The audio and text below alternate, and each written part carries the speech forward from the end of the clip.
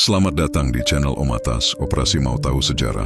Setelah runtuhnya budaya Longshan, masyarakat di wilayah Sungai Kuning memasuki fase transisi paling menentukan dalam sejarah Tiongkok. Tekanan lingkungan, konflik sosial, dan kebutuhan akan stabilitas mendorong lahirnya bentuk kekuasaan baru yang tidak lagi berbasis komunitas desa, melainkan kepemimpinan terpusat. Dari kondisi inilah muncul dinasti Xia, dinasti pertama dalam tradisi sejarah Tiongkok, melalui pengendalian banjir, pewarisan kekuasaan, dan pembentukan struktur negara awal. Xia meletakkan fondasi politik, sosial, dan kosmis yang akan membentuk peradaban Tiongkok selama ribuan tahun berikutnya. Budaya Longshan menandai tahap akhir masyarakat Neolitik di wilayah Tiongkok Utara dan berkembang sekitar milenium ketiga sebelum Masehi. Ciri utamanya adalah pertanian menetap, produksi tembikar hitam yang sangat halus, serta struktur sosial yang mulai menunjukkan perbedaan status. Namun justru pada fase inilah muncul tanda-tanda keruntuhan yang mengakhiri dominasi Longshan dan membuka jalan bagi lahirnya peradaban dinasti awal.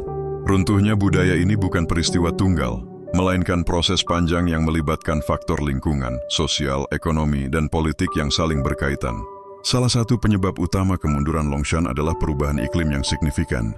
Data paleoklimatologi menunjukkan adanya periode pendinginan dan fluktuasi curah hujan di wilayah Sungai Kuning. Kondisi ini memicu banjir besar di beberapa daerah dan kekeringan di wilayah lain. Sistem pertanian yang sangat bergantung pada stabilitas musim menjadi rentan. Gagal panen berulang kali menyebabkan krisis pangan yang melemahkan struktur komunitas dan meningkatkan ketergantungan pada kepemimpinan lokal untuk mengelola sumber daya. Di saat yang sama, pertumbuhan populasi memperparah tekanan terhadap lahan pertanian. Desa-desa Longshan berkembang menjadi permukiman besar dengan kepadatan tinggi. Kebutuhan pangan, air, dan keamanan meningkat pesat, sementara teknologi pertanian belum mampu mengimbanginya secara konsisten. Ketimpangan akses terhadap sumber daya mulai terlihat jelas. Elit lokal menguasai lumbung, alat produksi, dan jalur distribusi, sedangkan masyarakat bawah semakin rentan terhadap kelaparan dan eksploitasi. Bukti arkeologis menunjukkan meningkatnya konflik bersenjata pada akhir periode Longshan. Banyak situs ditemukan memiliki tembok pertahanan, parit, dan menara pengawas. Senjata batu dan tulang ditemukan dalam jumlah lebih besar dibanding periode sebelumnya. Ini mengindikasikan bahwa kekerasan antar komunitas menjadi fenomena umum, baik karena perebutan lahan subur maupun kendali atas jalur perdagangan. Situasi ini menandai pergeseran dari masyarakat relatif egaliter menuju struktur yang lebih hierarkis dan militeristik. Perubahan pola pemakaman memberikan gambaran jelas tentang keruntuhan sosial Longshan. Makam-makam elit berisi tembikar berkualitas tinggi, giok, dan simbol kekuasaan, sementara sebagian besar masyarakat dikuburkan tanpa bekal berarti. Ketimpangan ini mencerminkan konsentrasi kekuasaan dan kekayaan pada segelintir kelompok. Ketika krisis lingkungan dan konflik meningkat, struktur sosial yang timpang ini gagal menjaga stabilitas komunitas secara keseluruhan.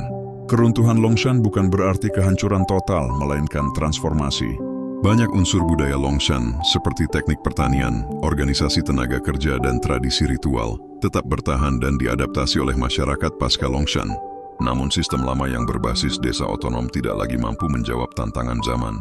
Kekosongan ini mendorong munculnya kepemimpinan terpusat dan struktur politik yang lebih kompleks, yang pada akhirnya melahirkan bentuk negara awal seperti dinasti Xia. Dengan demikian, runtuhnya budaya Longshan merupakan fondasi krisis yang justru memungkinkan lahirnya peradaban dinasti pertama dalam sejarah Tiongkok. Pasca runtuhnya budaya Longshan, masyarakat di wilayah Sungai Kuning tidak kembali pada pola hidup sederhana atau egaliter. Sebaliknya, tekanan lingkungan, konflik antar komunitas, dan ketimpangan sosial justru mendorong lahirnya bentuk kepemimpinan baru yang lebih terpusat dan otoritatif. Inilah fase transisi krusial ketika struktur sosial berbasis desa mulai digantikan oleh sistem politik yang memiliki pusat kekuasaan jelas, cikal bakal negara awal. Dalam masyarakat Longshan akhir, kepala komunitas awalnya berfungsi sebagai koordinator ritual dan distribusi hasil panen. Namun ketika krisis pangan dan ancaman kekerasan meningkat, peran ini berkembang menjadi otoritas penuh atas tenaga kerja dan sumber daya. Pertahanan menjadi figur dominan. Kekuasaan tidak lagi sekadar simbolik tetapi bersifat administratif dan koersif. Bukti arkeologis menunjukkan munculnya pusat-pusat permukiman besar yang berfungsi sebagai ibu kota regional. Situs-situs ini memiliki tata ruang terencana, area elit yang terpisah, serta bangunan besar yang diduga sebagai pusat administrasi atau ritual negara. Hal ini menandakan adanya konsentrasi kekuasaan pada satu lokasi tertentu, bukan lagi tersebar merata di berbagai desa kecil. Dari pusat inilah keputusan politik, distribusi pangan, dan mobilisasi tenaga kerja dikendalikan. Kepemimpinan terpusat juga ditopang oleh kontrol terhadap teknologi dan keahlian khusus. Penguasaan teknik irigasi, metalurgi awal, dan produksi barang ritual memberi legitimasi pada elit penguasa. Mereka tidak hanya dianggap kuat secara militer, tetapi juga memiliki pengetahuan yang lebih tinggi dan hubungan khusus dengan kekuatan kosmis. Hal ini menciptakan jarak ideologis antara penguasa dan rakyat, memperkuat struktur hierarkis. Transformasi ini membawa perubahan besar dalam hubungan sosial. Kewajiban kerja paksa mulai dilembagakan, terutama untuk proyek-proyek publik seperti kanal, benteng, dan jalan. Pajak dalam bentuk hasil pertanian menjadi mekanisme utama pengumpulan sumber daya. Sistem ini memungkinkan akumulasi surplus yang sebelumnya tidak mungkin dicapai dalam masyarakat desa mandiri. Surplus inilah yang menopang aparat kekuasaan, prajurit, dan spesialis non-pertanian. Namun kepemimpinan terpusat juga memunculkan risiko baru. Ketergantungan masyarakat pada satu figur atau dinasti membuat stabilitas politik sangat rentan terhadap kegagalan pemimpin. Jika penguasa gagal mengelola banjir, panen, atau keamanan, legitimasi mereka cepat runtuh. Oleh karena itu, mulai berkembang narasi moral bahwa kekuasaan harus dijalankan sesuai kehendak kosmis, bukan semata kekuatan fisik. Munculnya kepemimpinan terpusat pasca Longshan bukan sekadar evolusi sosial, melainkan respons langsung terhadap krisis multidimensi. Struktur ini menjadi fondasi bagi lahirnya sistem dinasti, di mana kekuasaan diwariskan, wilayah dikelola secara administratif, dan negara mulai dipahami sebagai entitas yang terpisah dari komunitas desa. Dari sinilah sejarah politik Tiongkok memasuki babak baru yang lebih kompleks dan terorganisasi. Dalam masa transisi dari masyarakat Longshan menuju struktur negara awal, legenda Yu Agung menempati posisi sentral sebagai narasi pembentuk identitas politik. Kisah ini bukan sekadar mitos kepahlawanan, melainkan refleksi dari realitas ekologis dan sosial yang dihadapi masyarakat Sungai Kuning. Wilayah ini dikenal rawan banjir besar akibat endapan lumpur loess yang mudah tererosi. Banjir bukan hanya bencana alam tetapi ancaman langsung terhadap legitimasi kepemimpinan dan keberlangsungan komunitas. Sebelum Yu, upaya pengendalian banjir dipimpin oleh tokoh bernama Gun. Pendekatan Gun bersifat represif terhadap alam, yaitu membangun tanggul tinggi untuk menahan air. Strategi ini gagal total karena tekanan air yang terus meningkat justru memperparah kehancuran ketika tanggul jebol. Kegagalan ini mencerminkan keterbatasan sistem lama yang mengandalkan kekuatan fisik tanpa pemahaman menyeluruh terhadap lingkungan. Dalam narasi tradisional, kegagalan Gun menjadi alasan runtuhnya kepercayaan masyarakat terhadap kepemimpinan sebelumnya. Yu Agung mengambil pendekatan berbeda yang jauh lebih sistematis dan adaptif. Alih-alih menahan air, ia mengalirkannya melalui jaringan kanal dan sungai buatan menuju laut. Pendekatan ini membutuhkan pemetaan wilayah, koordinasi tenaga kerja lintas komunitas, serta waktu pengerjaan yang panjang. Catatan tradisional menyebut, Yu menghabiskan lebih dari 1 dekade bekerja tanpa kembali ke rumahnya, sebuah simbol pengabdian total kepada kepentingan publik. Dari sudut pandang sejarah, kisah Yu mencerminkan lahirnya kemampuan organisasi skala besar. Proyek pengendalian banjir tidak mungkin dilakukan oleh satu desa atau klan. Dibutuhkan otoritas pusat yang mampu mengerahkan tenaga kerja, mengatur distribusi pangan selama proyek berlangsung, dan menegakkan kepatuhan. Dengan demikian, legenda Yu Agung merepresentasikan tahap awal birokrasi dan administrasi negara. Keberhasilan Yu mengendalikan banjir membawa stabilitas pertanian dan membuka kembali lahan subur yang sebelumnya terendam. Stabilitas ini menghasilkan surplus pangan yang memungkinkan pertumbuhan populasi dan spesialisasi kerja. Dalam narasi politik, keberhasilan ekologis ini diterjemahkan sebagai bukti kebajikan moral dan restu kosmis. Yu tidak hanya dipandang sebagai insinyur atau pemimpin administratif, tetapi sebagai figur yang selaras dengan tatanan alam. Pentingnya legenda Yu juga terletak pada pergeseran konsep kekuasaan. Kepemimpinan tidak lagi semata diwariskan atau ditentukan oleh kekuatan militer, melainkan dibenarkan oleh kemampuan mengatasi krisis eksistensial masyarakat. Dalam tradisi lisan, Yu dipilih sebagai pemimpin karena jasanya, bukan garis keturunan. Hal ini menunjukkan bahwa pada tahap awal, legitimasi masih berbasis prestasi dan moral. Namun justru dari titik inilah sejarah memasuki fase baru. Keberhasilan Yu menciptakan stabilitas membuka jalan bagi pembentukan dinasti. Kisah penjinakan banjir menjadi fondasi ideologis bagi kekuasaan terpusat, menghubungkan kemampuan teknis, kebajikan moral, dan mandat kosmis dalam satu figur pemimpin. Dengan demikian, legenda Yu Agung berfungsi sebagai jembatan antara masyarakat prasejarah dan lahirnya negara dinasti pertama di Tiongkok. Pada tahap awal masyarakat pasca Longshan, kepemimpinan masih didasarkan pada prinsip kebajikan dan kemampuan nyata dalam melindungi serta menyejahterakan rakyat. Model ini tercermin dalam narasi Yu Agung yang memperoleh legitimasi melalui jasa dan pengabdian, bukan karena garis keturunan. Namun stabilitas yang dihasilkan oleh kepemimpinan efektif justru menciptakan kondisi bagi perubahan mendasar dalam sistem kekuasaan. Dari sinilah terjadi pergeseran historis. Kekuasaan yang semula bersifat moral dan fungsional berubah menjadi sistem dinasti yang diwariskan. Perubahan ini tidak terjadi secara tiba-tiba. Setelah banjir berhasil dikendalikan dan produksi pertanian stabil, wilayah kekuasaan pemimpin semakin luas. Populasi bertambah, jaringan permukiman berkembang, dan administrasi menjadi lebih kompleks. Dalam kondisi seperti ini, kebutuhan akan kontinuitas kepemimpinan menjadi sangat penting. Elit penguasa mulai memandang pewarisan kekuasaan sebagai cara paling stabil untuk menjaga tatanan yang telah dibangun. Keputusan Yu untuk menyerahkan kekuasaan kepada putranya Qi menandai titik balik fundamental dalam sejarah politik Tiongkok. Sebenarnya kepemimpinan idealnya diberikan kepada individu paling cakap dan bermoral.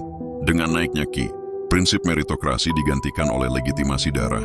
Peristiwa ini sering dipandang sebagai kelahiran sistem dinasti, di mana kekuasaan menjadi hak keluarga tertentu, bukan amanah kolektif masyarakat.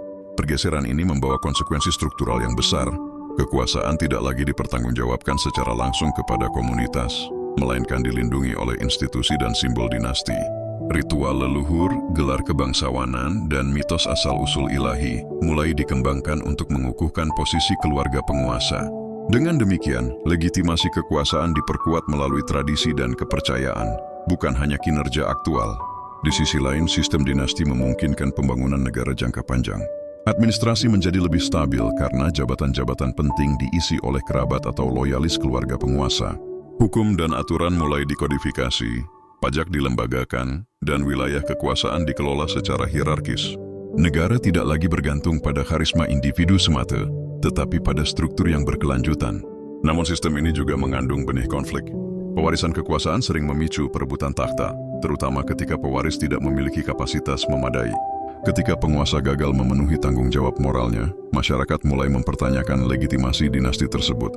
Dari sinilah muncul gagasan bahwa kekuasaan dapat dicabut jika penguasa bertindak lalai atau tiranik. Transisi dari kepemimpinan moral ke sistem dinasti bukan sekadar perubahan politik, melainkan transformasi cara masyarakat memahami kekuasaan.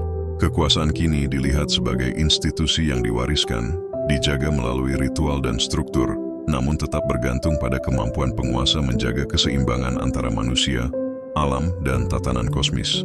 Pergeseran inilah yang menjadi fondasi bagi sejarah dinasti-dinasti besar berikutnya di Tiongkok. Dengan beralihnya kekuasaan dari Yu kepada putranya, Qi, struktur politik di wilayah Sungai Kuning memasuki fase baru yang dapat disebut sebagai negara dinasti awal. Inilah titik yang secara tradisional dianggap sebagai berdirinya dinasti Xia, sekitar awal milenium kedua sebelum Masehi.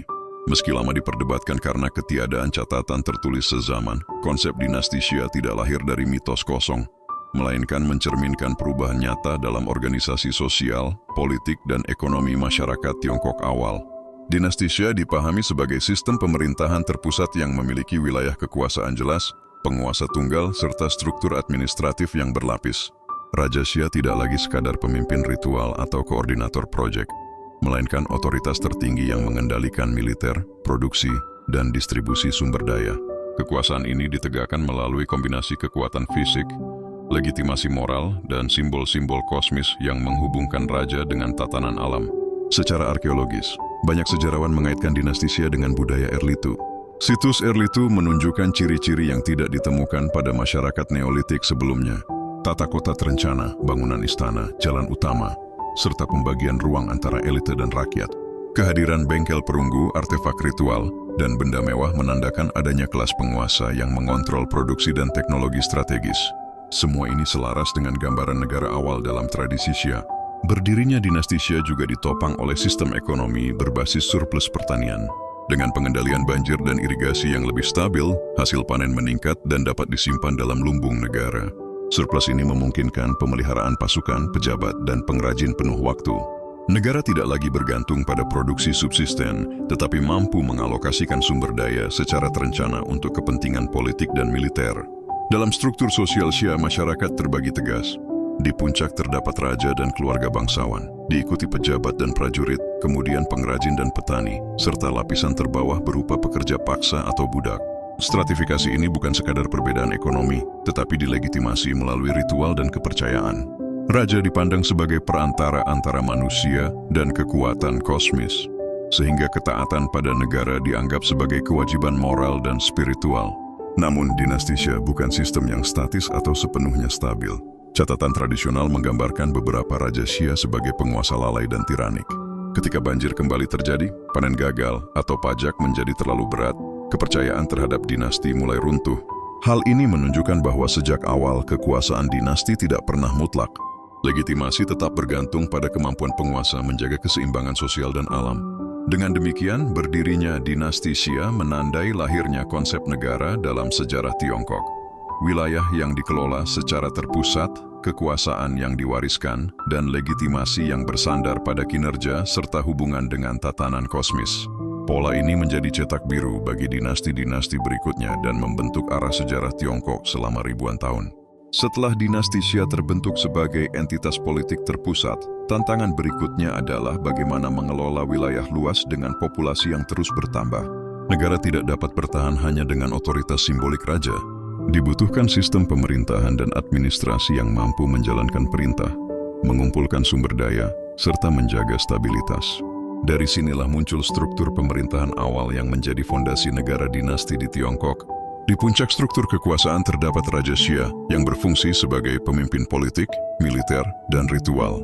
Raja memegang otoritas tertinggi dalam pengambilan keputusan, terutama terkait perang, distribusi tanah, dan pelaksanaan ritual negara. Namun Raja tidak memerintah sendirian. Di bawahnya terdapat bangsawan dan pejabat yang biasanya berasal dari keluarga elit atau klan yang memiliki hubungan darah atau loyalitas kuat terhadap dinasti. Wilayah kekuasaan Shia dibagi ke dalam unit-unit regional yang dipimpin oleh kepala wilayah. Para kepala ini bertugas mengelola produksi pertanian, memungut pajak, dan menyediakan tenaga kerja serta prajurit ketika negara membutuhkannya. Sistem ini menciptakan hubungan timbal balik. Pusat memberikan legitimasi dan perlindungan, sementara wilayah memberikan sumber daya. Pola ini kelak berkembang menjadi sistem feodal pada dinasti-dinasti berikutnya. Administrasi Shia sangat bergantung pada tenaga kerja kolektif. Pajak tidak hanya dipungut dalam bentuk hasil panen, tetapi juga dalam bentuk kerja paksa. Masyarakat diwajibkan berpartisipasi dalam proyek negara seperti pembangunan kanal, istana, jalan, dan pertahanan. Kerja paksa ini dilembagakan dan dikoordinasikan oleh pejabat negara, menandakan adanya kontrol administratif yang efektif atas populasi. Meskipun belum mengenal sistem tulisan yang mapan, pemerintahan Shia menggunakan simbol, ritual, dan tradisi lisan untuk menjaga kesinambungan kebijakan. Perintah raja disampaikan melalui pejabat dan ditegakkan dengan sanksi sosial maupun fisik.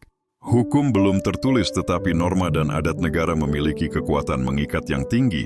Pelanggaran terhadap perintah negara dipandang sebagai pelanggaran terhadap tatanan kosmis. Aspek penting lain dari administrasi Shia adalah pengelolaan sumber daya strategis. Negara mengontrol lumbung pangan, jalur irigasi utama, dan produksi perunggu awal. Kontrol ini memastikan bahwa elit penguasa memiliki keunggulan ekonomi dan militer dibanding kelompok lain. Dengan demikian, kekuasaan negara tidak hanya bersandar pada legitimasi ideologis, tetapi juga pada dominasi material. Struktur pemerintahan dinasti Shia menunjukkan bahwa negara awal tidak lahir secara sederhana. Ia merupakan hasil dari kebutuhan praktis untuk mengelola krisis, populasi, dan sumber daya dalam skala besar. Sistem administrasi yang dibangun Shia menjadi prototipe bagi pemerintahan dinasti berikutnya, memperlihatkan bahwa fondasi negara Tiongkok telah diletakkan sejak fase paling awal sejarahnya. Salah satu ciri pembeda paling penting antara masyarakat Neolitik akhir dan negara dinasti awal seperti Shia adalah munculnya teknologi perunggu. Meskipun penggunaannya masih terbatas, perunggu memiliki makna strategis yang jauh melampaui fungsi praktisnya. Dalam konteks dinasti Shia, perunggu bukan sekadar bahan logam, melainkan simbol kekuasaan, legitimasi politik, dan kemajuan teknologi yang dikendalikan oleh negara. Produksi perunggu membutuhkan tingkat pengetahuan dan organisasi yang tinggi. Prosesnya melibatkan penambangan biji, pemurnian logam, pencampuran tembaga dengan timah atau timbal, serta pengecoran menggunakan cetakan. Semua tahapan ini menuntut keahlian khusus dan koordinasi tenaga kerja. Tidak seperti alat batu yang dapat dibuat hampir siapa saja, perunggu hanya dapat diproduksi di bengkel-bengkel terpusat yang berada di bawah kontrol elit penguasa. Pada masa Shah, perunggu belum digunakan secara luas untuk peralatan sehari-hari. Sebagian besar alat pertanian dan senjata rakyat masih berbahan batu atau kayu. Perunggu terutama digunakan untuk benda ritual, ornamen, dan senjata elit. Hal ini menunjukkan bahwa nilai perunggu terletak pada fungsinya sebagai penanda status dan kekuasaan, bukan efisiensi ekonomi semata. Dengan menguasai perunggu, negara menguasai simbol legitimasi. Artefak perunggu awal sering ditemukan di konteks istana dan makam elit. Kehadirannya dalam ritual keagamaan memperkuat klaim bahwa penguasa memiliki hubungan khusus dengan leluhur dan kekuatan kosmis. Upacara menggunakan bejana perunggu menjadi sarana visual untuk menegaskan hierarki sosial dan peran raja sebagai perantara antara dunia manusia dan dunia adikodrati. Teknologi perunggu juga memiliki implikasi militer. Senjata perunggu, meskipun jumlahnya terbatas, memberikan keunggulan signifikan bagi prajurit elit. Penguasa dapat mengandalkan pasukan inti yang lebih kuat dan loyal untuk menegakkan otoritasnya. Dengan demikian, perunggu berfungsi sebagai alat konsolidasi kekuasaan, bukan sekadar inovasi teknis. Kontrol negara atas teknologi perunggu memperkuat stratifikasi sosial. Pengrajin logam menunjukkan posisi ambigu. Mereka bukan elit, tetapi memiliki keahlian yang sangat dihargai dan diawasi ketat. Negara berkepentingan menjaga monopoli pengetahuan ini agar tidak menyebar ke kelompok pesaing. Pola ini menandai awal hubungan antara teknologi, kekuasaan, dan kontrol negara yang akan terus berulang dalam sejarah. Teknologi perunggu awal pada masa Shah menjadi fondasi bagi ledakan budaya perunggu pada dinasti Shang. Apa yang masih bersifat simbolik dan terbatas pada Shah akan berkembang menjadi sistem ritual dan militer yang kompleks pada periode berikutnya. Dengan demikian, perunggu bukan hanya tanda kemajuan teknologi, tetapi juga indikator lahirnya negara yang mampu mengendalikan sumber daya, keahlian, dan simbol kekuasaan secara terpusat. Seiring menguatnya struktur negara dinasti Shah, masyarakat tidak lagi tersusun sebagai komunitas yang relatif setara seperti pada masa Neolitik. Negara dinasti justru mempertegas pembagian kelas sosial yang kaku dan berlapis. Stratifikasi ini bukan efek sampingan, melainkan komponen penting dalam mempertahankan kekuasaan terpusat. Tanpa pembagian peran dan ketimpangan yang dilembagakan, negara awal sulit mengontrol populasi dan sumber daya dalam skala besar. Di puncak struktur sosial berada raja dan keluarga bangsawan. Mereka menguasai tanah terbaik, lumbung pangan, teknologi strategis, serta simbol-simbol ritual. Kekuasaan mereka dilegitimasi melalui mitos asal-usul, hubungan dengan leluhur, dan klaim restu kosmis. Bangsawan tidak hanya menikmati privilege ekonomi, tetapi juga memiliki otoritas hukum dan militer atas wilayah dan penduduknya. Di bawah bangsawan terdapat lapisan pejabat dan prajurit. Kelompok ini berfungsi sebagai perpanjangan tangan negara. Pejabat mengelola pajak, tenaga kerja, dan administrasi wilayah, sementara prajurit menjaga keamanan dan menegakkan perintah penguasa. Loyalitas mereka dijaga melalui pemberian tanah, hasil rampasan, atau status sosial yang lebih tinggi dibanding rakyat biasa. Dengan demikian, negara menciptakan kelas menengah awal yang bergantung pada kelangsungan dinasti. Pengrajin menempati posisi unik dalam struktur sosial Shia. Mereka tidak memiliki kekuasaan politik, tetapi keahlian mereka sangat vital bagi negara, terutama dalam produksi perunggu, tembikar ritual, dan alat-alat penting. Negara cenderung mengawasi dan mengendalikan pengrajin, agar keahlian mereka tidak digunakan di luar kepentingan elit. Ketergantungan negara pada keahlian teknis ini menunjukkan bahwa stratifikasi sosial juga berbasis spesialisasi kerja. Lapisan terbesar masyarakat adalah petani. Mereka menjadi tulang punggung ekonomi negara melalui produksi pangan. Namun posisi mereka paling rentan. Petani diwajibkan membayar pajak hasil panen dan menjalani kerja paksa untuk proyek negara. Dalam kondisi panen buruk atau pajak berlebihan, mereka menanggung dampak paling besar. Ketergantungan petani pada perlindungan negara membuat mereka sulit melawan ketidakadilan struktural.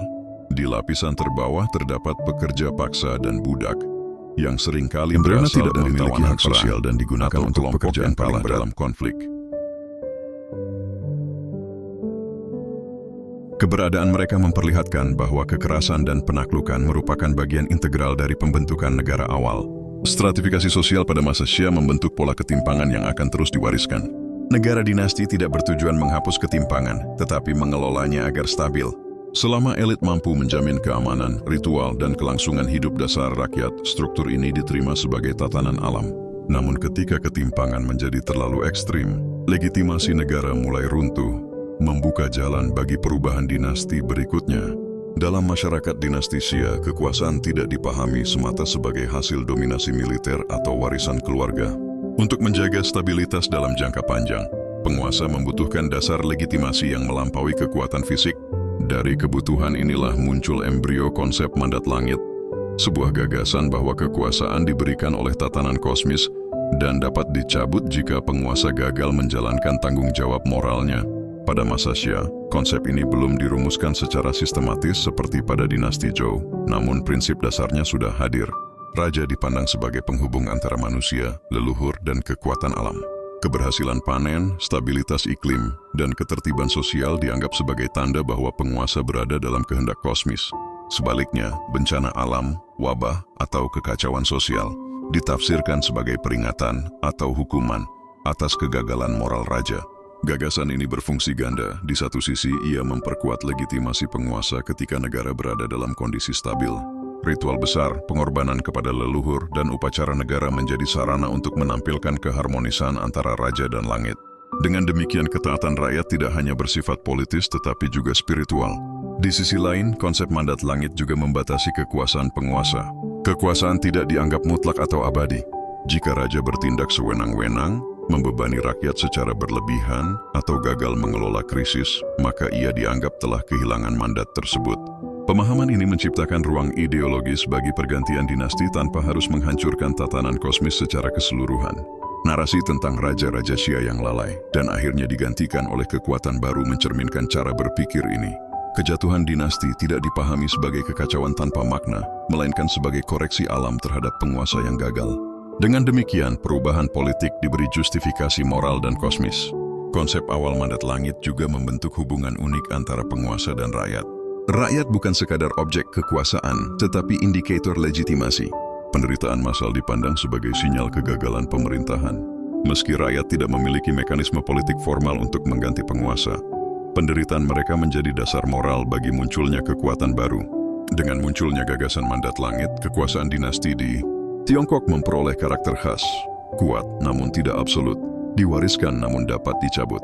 Prinsip inilah yang memungkinkan sistem dinasti bertahan selama ribuan tahun, karena setiap pergantian kekuasaan dapat dibingkai sebagai pemulihan keharmonisan kosmis, bukan sekadar perebutan kekuasaan semata. Dinasti Xia, terlepas dari perdebatan mengenai bukti tertulisnya, memiliki arti historis yang jauh melampaui keberadaannya sebagai dinasti pertama. Xia berfungsi sebagai model awal tentang bagaimana sebuah peradaban besar dibangun, dikelola, dan dipertahankan. Banyak unsur yang muncul pada masa ini menjadi fondasi struktural dan ideologis bagi peradaban Tiongkok selama ribuan tahun berikutnya. Salah satu warisan terpenting Xia adalah konsep negara sebagai entitas terpusat. Wilayah tidak lagi dipahami sebagai kumpulan desa otonom, tetapi sebagai satu kesatuan politik yang berada di bawah otoritas raja. Gagasan ini memungkinkan lahirnya administrasi, hukum adat negara, dan kewajiban kolektif terhadap kekuasaan pusat. Model ini diteruskan dan disempurnakan oleh dinasti Shang dan Zhou. Xia juga mewariskan pola hubungan antara manusia, alam, dan kekuasaan. Banjir, panen, dan bencana tidak dipandang sebagai peristiwa acak, melainkan sebagai refleksi hubungan moral antara penguasa dan tatanan kosmis. Cara pandang ini membentuk karakter unik peradaban Tiongkok, di mana politik selalu terikat pada etika dan harmoni alam, bukan sekadar kekuatan militer. Dalam bidang sosial, Xia menegaskan stratifikasi sebagai bagian normal dari tatanan dunia. Pembagian kelas antara penguasa, pejabat, pengrajin, petani, dan budak menjadi pola berulang dalam sejarah Tiongkok. Meskipun sering berubah bentuk, prinsip hierarki sosial tetap menjadi ciri utama masyarakat dinasti. Warisan teknologi juga signifikan. Pengelolaan air, irigasi, tata kota, dan metalurgi perunggu awal menjadi dasar kemajuan teknologi berikutnya. Keahlian ini tidak berkembang secara terpisah, tetapi selalu berada di bawah kontrol negara, menandai hubungan erat antara inovasi dan kekuasaan politik. Yang tidak kalah penting adalah warisan naratif. Kisah Yu Agung, penjinakan banjir, Raja Bijak, dan Raja Lalai membentuk memori kolektif tentang bagaimana kekuasaan seharusnya dijalankan. Sejarah tidak hanya dicatat sebagai kronologi peristiwa, tetapi sebagai pelajaran moral. Dinasti yang berhasil adalah yang menjaga keseimbangan. Dinasti yang runtuh adalah yang melanggarnya. Dengan demikian, dinasti Xia bukan sekadar awal dalam urutan sejarah, melainkan cetakan dasar peradaban Tiongkok. Semua dinasti setelahnya, baik sadar maupun tidak, bergerak dalam kerangka yang pertama kali dibangun pada masa Xia. Inilah sebabnya mengapa, meskipun samar secara arkeologis, Xia tetap menempati posisi sentral dalam pemahaman sejarah dunia. Terima kasih sudah menonton video ini. Jika Anda suka dengan konten seperti ini, silahkan klik tombol like dan subscribe. Silahkan tinggalkan komentar dan share video ini.